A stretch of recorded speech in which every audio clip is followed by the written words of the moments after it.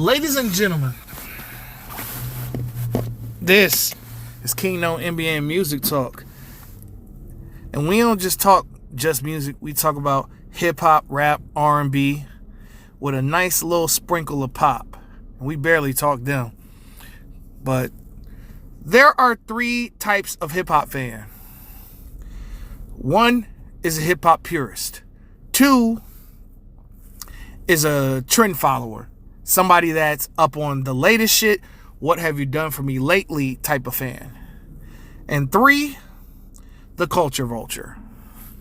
You know what I'm saying? The person that has not been entrenched in our culture, that didn't necessarily grow up in our type of neighborhoods, didn't grow up in the urban community, or wasn't around people who were urban in their family, that thinks that they are a part of the culture, but they're really not. Those are the three types. And what we here to talk about is people do not like when the rabbit has the gun. And people don't like when the shoe is on the other foot. Now, me being a Kendrick Lamar fan since Section 80, you know, you kind of champion the underdog when you're a hip-hop purist like me, because I like to figure myself as a hip-hop purist. You know what I'm saying? Because, you know, I was born in 1989 when hip-hop just started to really cross over. You know, we hadn't yet crossed over fully. You know, we were getting there. You know, I watched the second foundation of hip-hop being built, because like in the early 80s, you know what I'm saying, hip-hop was just being built. You understand what I'm saying? Like when it came to the 90s era, you know what I'm saying, when it came down to that era of rap, that's when rap started crossing over. That's when rap really was reaching millions and millions of homes. You know, with MTV and BET and VH1 and channels like that, and, you know, radio stations and all of those other things, you understand? But what we're here to talk about is the fact that we're gonna keep it through the blog era, right? We're gonna keep it through the blog era to now. Because, you know, when Kendrick Lamar was out, you know, people weren't hip to him.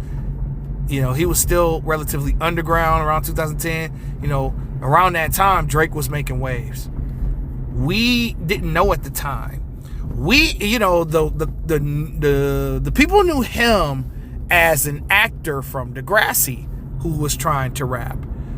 They didn't know the Drake that we know now, the exposed Drake.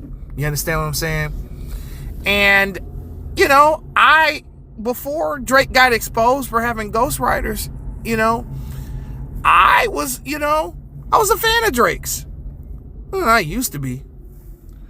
But it's not the influence of other people that made me come to this conclusion. It's just the fact that him being exposed for having ghostwriters definitely ended my respect right there. Because in hip-hop, it's a cardinal sin to be exposed for having writers.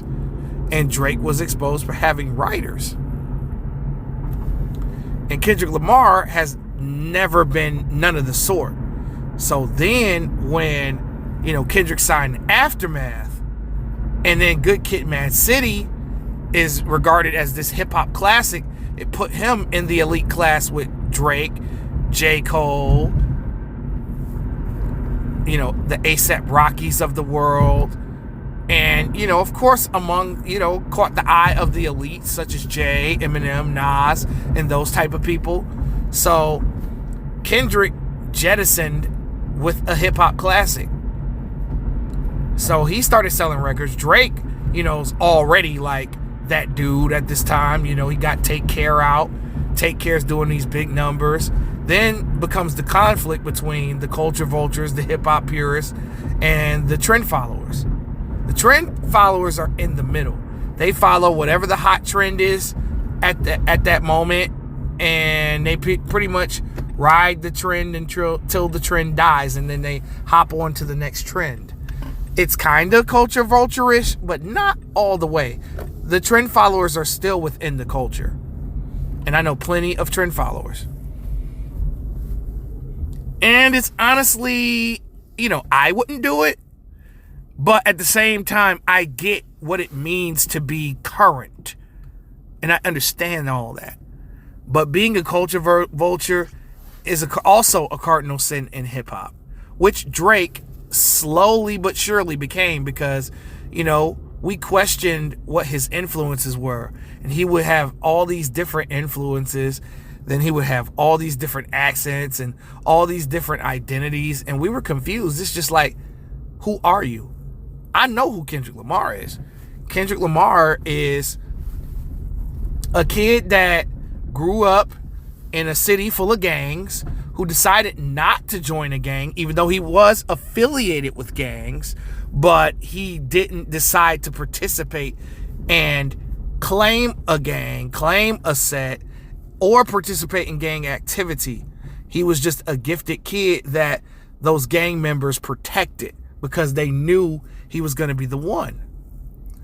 I know who Kendrick is. A kid that grew up on West Coast rap and grew up on battle rap.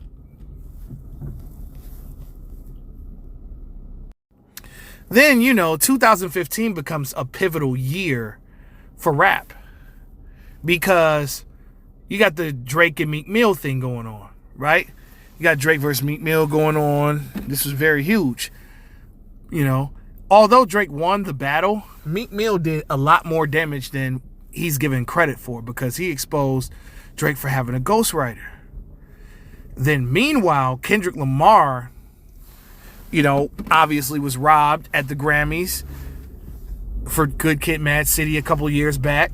And now, if you're a Kendrick fan, he's going into a completely different direction with every project. Because if you look, I'd say maybe there are some similarities between Section 80 and Good Kid, Mad City, but they are two different albums. Like, Section 80 was an album for, that told a story about two girls, basically. And Kendrick Lamar just did songs based around these two women. Good Kid, Mad City, I'm guessing from my standpoint, is loosely based off Kendrick Lamar's life, or loosely based off of someone else's life growing up in Compton, and the things that could possibly happen to you if you're in Compton, and the certain cliques and crews that you could be a part of if you hang around a certain group of people. So that's what Good Kid, Mad, that's the difference between the two albums, even though they're both storytelling. Now, To Pimp a Butterfly was a whole different direction. It was artistic. It had jazz elements, it had neo soul elements, it had pop elements, it had rap elements, it had funk elements. It was a completely different album, and it was more of an artistic approach, which was completely different from what guys like Drake was doing.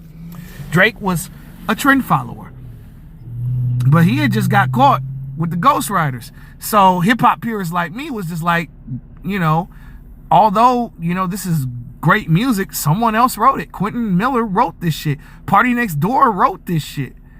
Drake barely wrote on that album. Like, he barely wrote 25% of that album. To Pimp a Butterfly, it was a masterpiece. It was different. Like, it's a classic. It's a classic album for sure. But I wouldn't put it as high as I would put A Damn. But however, of course, even with the ghostwriting accusations, Drake still was selling more records.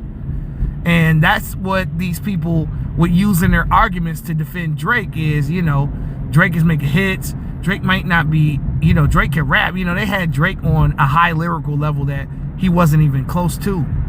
And that would be the argument. And then, just because I don't go along to get along, and I don't follow like the trend followers do, and I'm not a culture vulture, I'm a hater. Just because I don't go along with the get along. And, and then, there was the gripe, oh, I don't like Kendrick's voice. I don't like how he switches his voice. I don't like his voice. I don't like his voice. I don't like Nipsey Hussle's voice, but Nipsey got some bops. We're not going to just take that shit away from him because of his voice. Like, what is Kendrick Lamar saying?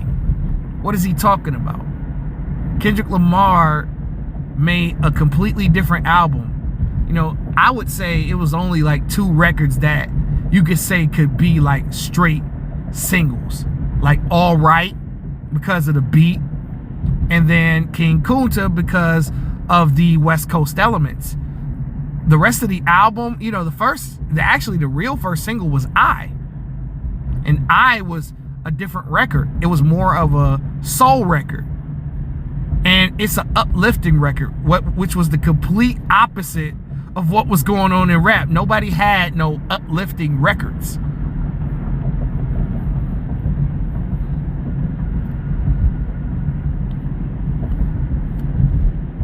But other than that, To Pimp a Butterfly just told a completely different story than what hip-hop was used to. Meanwhile, if you're reading this, It's Too Late, it's just an album full of upbeat records. Like with over great production and average rapping, basically. Drake, how Drake fans fucked up the game, because I'm not going to blame Drake. Drake did have power and influence, but the fans caved into it. The fans gave him that power and the publications, and he had everything. He was outselling Kendrick Lamar, and they would use the sales. They would use that sales shit until 2018. Then once Damn outsold More Life, then Drake fans started making excuses. More Life is a mixtape. It was a playlist. It was this. Y'all still sold it as an album and counted it as an album. It's still recognized as an album. You see, when Drake loses at something, they love to make excuses instead of just telling the truth. Like, my man's lost. Fuck it. I say 2017, I say my bad. It was 2017 because 2018 was Scorpion. So, yeah, 2017, Kendrick Lamar changed it up again. Except he made an album to fit the trend followers. He made an album with Mike Will production. He made an album with big singles like Love and Loyalty and Humble and DNA. So he made songs that the trend followers love, and maybe even some of those culture vultures were hopping over to Kendrick's side once Damn came out. More Life was dope though. That's the thing. More Life was fire. I love More Life. But this was the first time that Kendrick had ever outsold Drake. And ooh-wee, I was letting Drake fans have it. Like, we as purists won with that one, because Kendrick Lamar switched his style. He catered to y'all, and he still did it in a hip-hop way, because there were other records on there like Fear, like Pride, like Lust, like he still gave us those conscious records, and he gave y'all those big singles. So 2018 was a rough year for Drake, because Pusha T, I don't care what nobody says. I think Pusha T destroyed this man. He definitely put the first dent into Drake's armor. The first major dent, because Meek Mill put a dent in him, but he was able to recover. Pusha T, exposed him for having a child, and Drake admitted defeat like a man is supposed to. The Pusha T battle happened. You understand? And then, he still has success with Scorpion because he has these big major hits. You know what I'm saying? And Kendrick Lamar took years off. He took multiple years off. And Drake is breaking all these records. He's doing this, he's doing that. And Kendrick Lamar pops back up with Baby Keem. I believe this was 2021. And he said, I'm smoking on your top 5. And basically with Family Ties, his verse, he's planting the prophecy. He's planting it. He's letting y'all know that I'm coming back to take my spot as the #1 rapper, because J. Cole was killing too. J. Cole was another guy that they tried to use and say that he is everything that they think Kendrick Lamar is.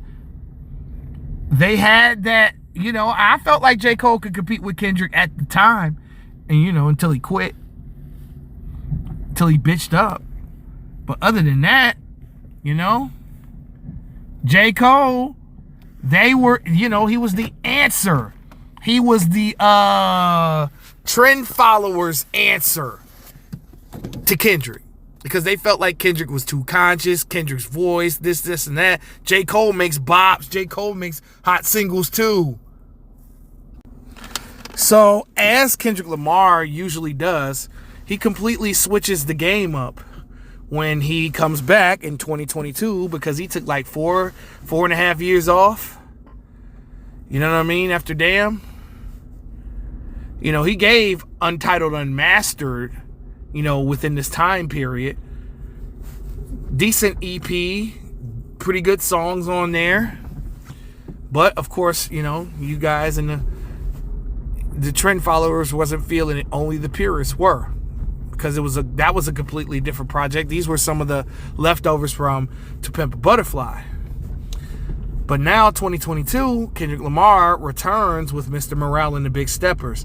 That was an album that got mixed reviews. I think it was a lower tier classic album. I think it was a really good album. It was a completely different story. And it's kind of like Kendrick stepping into his full maturity, I should say. I think it's like him embracing his maturity, looking back at some of his mistakes. And it was just about, Kendrick Lamar being a lot more vulnerable, because he opened up about his aunt. He opened up about him being unfaithful in his marriage. And, well, not his marriage, but unfaithful in his relationship. And he opened up about a lot of things with that album. And some people, the purists appreciated it, but the trend followers was not feeling it. Despite Die Hard being a very big single, and in 95, and Rich Spirit and Count Me Out being dope singles. But then, all of a sudden, you cue up First Person Shooter. First Person Shooter comes out. Drake and J. Cole unite after Kendrick Lamar declines to be on the song. They come out. Then, of course, the Future joint comes out. And the Drake and Kendrick battle happens.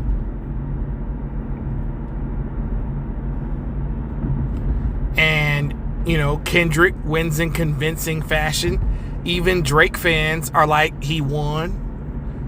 Like, even, some Drake sexuals reformed and gave Kendrick the dub. Now we're in 2025. Kendrick Lamar does the Super Bowl. Kendrick Lamar wins 5. He sweeps the Grammys off of a song about Drake. Complete slap in the face to the culture vultures and the trend followers. But then the trend followers embrace Kendrick Lamar in 2025. He is now attached to the main 2 audiences. Only the culture vultures are still in denial about this. Now there's this tug of war of how many, Spotify plays he has. Because Drake went to #1 for one day after Sexy Songs for You premieres. And I told people this.